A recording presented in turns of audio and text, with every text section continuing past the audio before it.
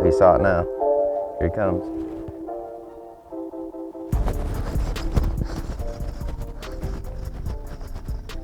I don't think this one's real big.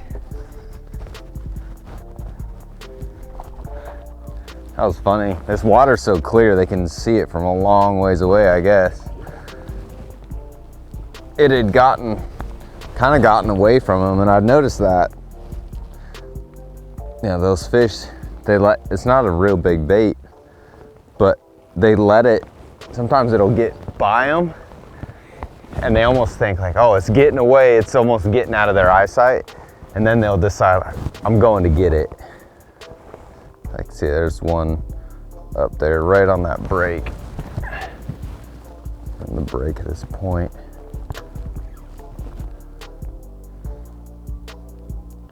Oh, he saw it.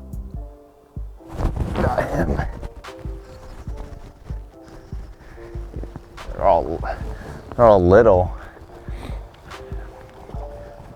What's crazy about this stuff too is you'll go through sections. Like these ones are all a little bit smaller fish. Oh, he got it good. You'll go through sections and they'll be kind of grouped up by size, where you may be catching them that big right here and then kind of get to the next point and then all of a sudden they're 2 to 3 pounders. One of the big improvements that I've noticed with Mega Live 2 is your clarity and your separation, so you can really see the size differences in the fish, and you can really see, you know, that tail movement. So when you see the head of the fish and then you can see that tail wagging behind it, you know it's a good one. And you can really start to decipher that, right? And like how fast those kicks are. And that, you know, when you talk about the speed of the kick and how fast that fish is moving, a lot of times that'll tell you how aggressive that fish is. So I use that a lot of times to determine how aggressive I'm gonna be with my cast, right? How fast my retrieve is gonna come back to me. One of them saw it, I think. Yep, here he comes. Did you get it? Oh, he had it for a second. This other one will. Oh, he shot up.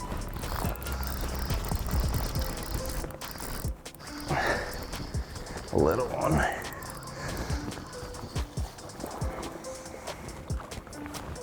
Spot. Healthy spot. The image on this looks so good right now. You can see as I just barely turn the trolling motor, little tiny tweaks, you really start to see how that tree lays out, right? You can see the bigger branches toward the base of the tree. And you get out here toward the end and you see where it's, you know, kind of bushier like it would be on a tree standing straight up. So we got this big giant laydown. And a lot of times, you know, when you're looking at forward facing stuff, you got to make those precise little turns, and as the boat's moving, your angle's changing, you'll get different looks in and out of that tree. So it's important to be able to, you know, just kind of scan around, make tiny little adjustments where you're getting every square inch of it. And then when you do see something, you're able to stop, make your cast.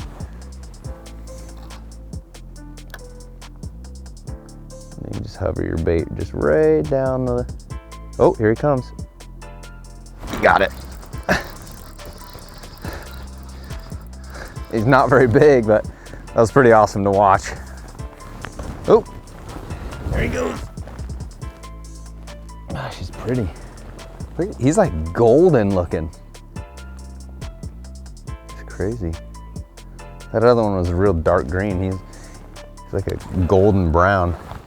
That's a good example of, you know, the pairing your Ultrex Quest with your Mega Live 2 and the power that those technologies have together to be able to really give you a clear picture of what's happening under the water.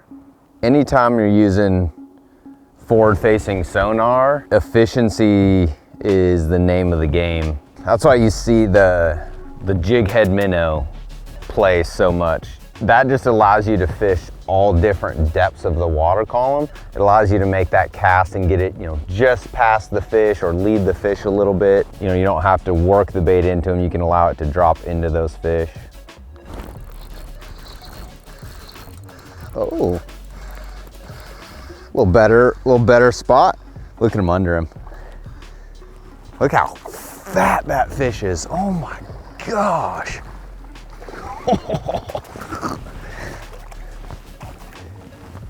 Holy cow. Look at that butterball. Oh my gosh.